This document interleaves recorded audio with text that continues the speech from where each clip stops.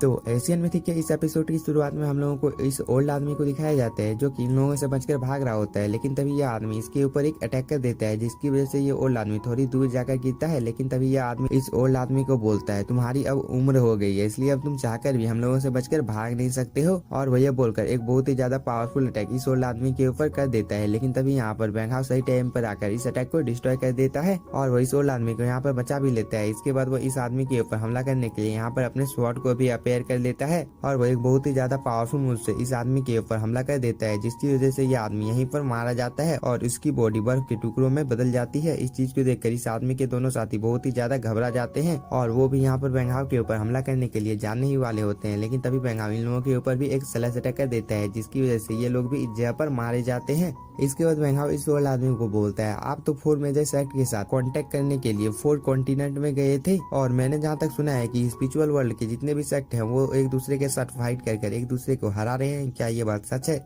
इस पर ये ओल्ड आदमी बैंगहाउ को बोलता है तुम जितनी जल्दी हो सके नरेटर वर्ल्ड में जाओ क्योंकि इस जगह पर यांगलिंग की जान खतरे में है। इस बात को सुनने के बाद बैंगहाउ बोलता है यांगलिंग को क्या हुआ है? इस पर ये ओल्ड आदमी यहाँ पर बैंगहाउ को बताने लगता है कि जब हम लोग वेस्ट सी में थे तब हम लोगों ने एक अफवाह सुनी थी कि किसी ने तुम्हारे ऊपर हमला कर दिया है, जिसकी वजह से यांगलिंग बहुत ही ज्यादा घबरा गई और उसे तुम्हारी चिंता होने लगी और वो जितनी जल्दी हो सके तुम्हारे पास चली गई। लेकिन मैंने उसका पीछा किया था जिससे मुझे पता चला कि वेस्ट सी को स्पिरिचुअल वर्ल्ड द्वारा अपने कंट्रोल में कर लिया गया है और यांगलिंग भी उस जगह पर गायब हो गई थी। इसलिए मैं जितनी जल्दी हो सके इस जगह पर आकर तुम्हें इन सब बातों की जानकारी देना चाहता था, लेकिन रास्ते में ही मेरा सामना स्पिरिचुअल वर्ल्ड के कुछ लोगों के साथ हो गया। लेकिन मैं किसी तरह करके इन लोगों को पीछे तोड़कर इस जगह पर आ गया था। इस बात को सुनने के बाद बैंगहाउ को यहाँ पर बहुत ही ज्यादा गुस्सा आ जाता है और वो बोलता है लोअर वर्ल्ड में जितने भी लोग हैं उन सभी लोगों को डोंगसैम मंडप में रहने का आदेश दे दो और वो खुद स्पिरिचुअल वर्ल्ड के साथ फाइट करने के लिए जाने लगता है, जहाँ पर वो एक टेलीपोर्टेशन अरे के पास आ जाता है। लेकिन इस जगह पर पहले से ही एक वॉरियर होता है जो कि इस टेलीपोर्टेशन अरे को अपने कंट्रोल में कर लिया होता है। इस चीज को देखकर ये लड़की बोलती है क्या तुम यहाँ पर मेरे बैंगहाउ को लोअर वर्ल्ड में जाने दोगे? इस पर यह आदमी कुछ भी नहीं बोलता है और वो इस लड़की के ऊपर हमला कर देता है। इस चीज को देखकर बैंगहाउ इसके साथ फाइट करने के लिए चला जाता है, लेकिन यह तो इस आदमी की एक चाल होती है जिसके अंदर में यहाँ पर बैंगहाउ फंस गया होता है, क्योंकि बैंगहाउ के इर्द गिर्द में एक फॉर्मेशन क्रिएट हो गया होता है। इस चीज को देखकर ये लड़की यहाँ पर इस फॉर्मेशन को डिस्ट्रॉय करने की कोशिश करती है, लेकिन वो इस चीज में नाकाम हो जाती है। लेकिन तभी ये वॉरियर बैंगहाउ को बोलता है तुम तो बैंगहाउ हो और तुम्हारे बारे में मैंने तो बहुत कुछ सुना है। ये वॉरियर यहाँ पर ये सब बोल ही रहा होता है, लेकिन तभी बैंगहाउ उसके ऊपर हमला कर देता है, जिसकी वजह से वह थोड़ी दूर जाकर गिरता है और ये वॉरियर यहाँ पर बहुत ही ज्यादा शॉक होता है कि बैंगहाउ की पावर इतनी ज्यादा है, क्योंकि बैंगहाउ को उसने यहाँ पर अपने फॉर्मेशन के अंदर में सील कर रखा है, जिसकी वजह से बैंगहाउ की स्पिरिचुअल पावर यहाँ पर धीरे धीरे कंप्रेस हो रही है। लेकिन फिर भी वो इस जगह पर इतना ज्यादा पावरफुल है। ये वॉरियर अपने मन में ये सब सोच ही रहा होता है, लेकिन तभी बैंगहाउ अपने स्वॉर्ड को लेकर इस वॉरियर के ऊपर हमला कर देता है, जिससे ये वॉरियर अपने हैंड से डॉज कर लेता है और ये वॉरियर बोलता है मैंने तुम्हें यहाँ पर कमजोर समझने की गलती की, अब मैं यहाँ पर तुमसे अपनी पूरी पावर के साथ फाइट करूंगा। इस पर बैंगहाउ इस आदमी के ऊपर और एक अटैक करते हुए उसे दूर कर देता है और वो बोलता है मैं तुम्हें मार डालूंगा। और वो ये बोलने के बाद में यहाँ पर अपने थंडर ब्लेड को समन कर लेता है। इस चीज को देखकर ये वॉरियर भी यहाँ पर अपने आसपास में बहुत सारे पत्थर को इकट्ठा कर लेता है ताकि वो अपनी जान को बचा सके। लेकिन बैंगहाउ का ये अटैक बहुत ही ज्यादा पावरफुल होता है, जिसकी वजह से इस वॉरियर के जितने भी अटैक होते हैं वो सभी डिस्ट्रॉय हो गए होते हैं। और इस चीज को देखकर इस वॉरियर को कुछ भी समझ में नहीं आ रहा होता है कि आखिरकार बैंगहाउ इस फॉर्मेशन के अंदर भी इतना ज्यादा पावरफुल कैसे हो सकता है। ये वॉरियर यहाँ पर ये सब बोल ही रहा होता है, लेकिन तभी बैंगहाउ अपने बहुत ही ज्यादा पावरफुल मूव से इसके ऊपर हमला कर देता है, जिसकी वजह से वह थोड़ी दूर जाकर गिरता है। और इस चीज की वजह से अब इस वॉरियर को भी बहुत ही ज्यादा गुस्सा आ जाता है और वो बैंगहाउ को बोलता है अब मैं यहाँ पर अपने स्पिरिचुअल वर्ल्ड के सबसे ज्यादा पावरफुल मूव से तुम्हारे ऊपर हमला करने वाला हूँ, मैं भी देखता हूँ कि तुम इस अटैक से कैसे बचते हो। और वो ये बोलकर बैंगहाउ के ऊपर हमला कर देता है, लेकिन बैंगहाउ इससे बहुत ही आसानी के साथ में डॉज कर लेता है और वो इस आदमी के ऊपर हमला करने के लिए चला जाता है, जिसकी वजह से इन दोनों के बीच में हम लोगों को एक बहुत ही ज्यादा शानदार फाइट दिखाई जाती है, जहाँ पर ये वॉरियर बैंगहाउ को बोल रहा होता है अब कुछ ही देर में तुम यहाँ पर मेरे हाथों से मारे जाओगे, क्योंकि मैंने तुम्हारे ऊपर जो अटैक किया है इसकी वजह से तुम्हारी बॉडी में पॉइजन फैल जाएगा। ये वॉरियर बैंगहाउ को ये सब बोल ही रहा होता है, लेकिन तभी बैंगहाउ बोलता है तुम्हारे इस अटैक का मेरे ऊपर कोई भी असर नहीं पड़ेगा। और वो ये बोलकर यहाँ पर अपने एशियन मिथिक की पावर का यूज करने लगता है। इस चीज को देखकर ये वॉरियर बहुत ही ज्यादा शॉक हो जाता है और वो बोलता है तुम आखिरकार इस चीज को कैसे कर पा रहे हो।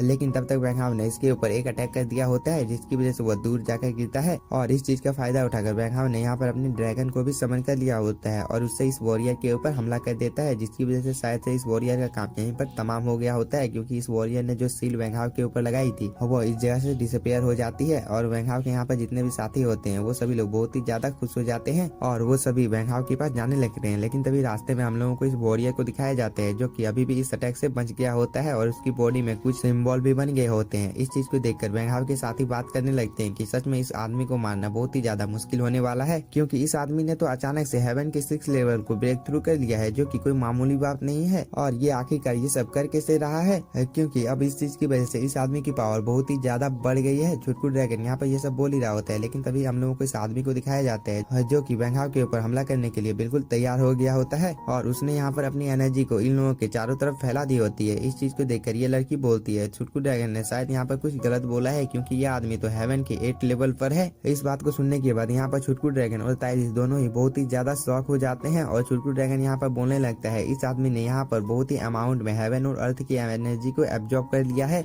जिसकी वजह से इस वॉरियर की स्पिरिचुअल एनर्जी बहुत ही ज्यादा बढ़ गई है और इस वॉरियर ने यहाँ पर अपनी एनर्जी को चारों तरफ इसलिए फैला दिया है ताकि वह इस जंगल को नष्ट कर सके और इसकी भी स्पिरिचुअल एनर्जी को अपने अंदर में एब्जॉर्ब कर सके। छुटकू ड्रैगन यहाँ पर ये सब बोल ही रहा होता है, लेकिन तभी हम लोगों को इस वॉरियर को दिखाया जाता है जो कि वेंगहाव को बोलता है आज मैं तुम्हें मार डालूंगा और वो ये बोलकर वेंगहाव के ऊपर हमला करने के लिए जाने लगता है। लेकिन तभी ये आदमी इस वॉरियर के सामने आ जाता है और इसके अटैक को डॉज कर लेता है और उसे मारकर दूर कर देता है और इसके बाद यहाँ पर इसके ऊपर हमला भी कर देता है। लेकिन अब इस वॉरियर की पावर बहुत ही ज्यादा बढ़ गई होती है, इसलिए उसने इसे बहुत ही आसानी के साथ में हरा दिया होता है और वो इस आदमी को यहाँ पर मारने ही वाला होता है। लेकिन तभी ये लड़की अपने खंजर से इसके ऊपर हमला कर देती है, जिसकी वजह से अब ये वॉरियर इसके साथ फाइट करने लगता है और ये दोनों मिलकर यहाँ पर इस वॉरियर के ऊपर कंटिन्यू हमला किए जा रहे होते हैं। लेकिन ये वॉरियर बहुत ही आसानी के साथ में इन सभी के अटैक को डॉज कर पा रहा होता है। लेकिन तभी एक अटैक आकर इस वॉरियर को लगता है, जिसकी वजह से वह दूर जाकर गिरता है और उसे पता चलता है कि अभी तक वह जिसके साथ भी फाइट कर रहा होता है वो सब तो एक इल्यूजन था। और वो ये बोलने के बाद यहाँ पर खुद के ऊपर ही गुस्सा होने लगता है। लेकिन तभी यह लड़की इस जगह पर आ जाती है और वो इस वॉरियर को बोलती है वह तुम ही हो जिसने टेलीपोर्टेशन अरे को डिस्ट्रॉय कर दिया था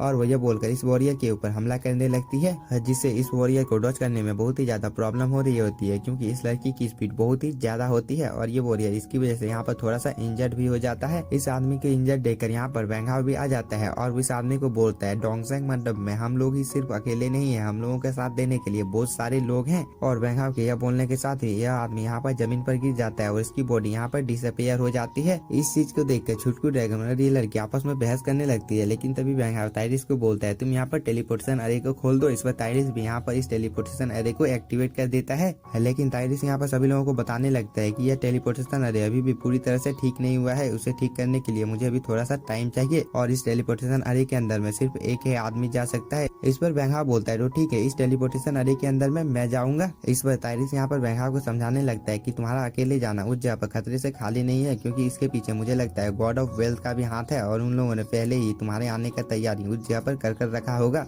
इसलिए तुम इस चीज के बारे में एक बार अच्छी तरह से सोच लो। इस पर ये लड़की भी यहाँ पर वेंगहाव को आकर समझाने लगती है कि यहाँ पर ताइरिस बिल्कुल ठीक बोल रहा है। इस पर वेंगहाव बोलता है मैं यहाँ पर तुम लोगों की बातों को समझ रहा हूँ, लेकिन मुझे उस जगह पर जाना ही होगा, नहीं तो हम लोगों का सेक्ट और भी खतरे में पड़ जाएगा, इसलिए मैं स्पिरिचुअल वर्ल्ड में जाना चाहता हूँ और तुम लोगों को चिंता करने की कोई भी जरूरत नहीं है, हम लोग दोबारा से जरूर मिलेंगे। इस पर ताइरिस भी मान जाता है और वो वेंगहाव को जाने के लिए बोलता है। इस पर वेंगहाव भी इस जगह से चला जाता है और इसी के साथ हम लोगों का ये एपिसोड हो जाता है खत्म। अगर आप लोगों को वीडियो पसंद आया होगा तो चैनल को सब्सक्राइब कीजिए और वीडियो को like. Thank you for watching.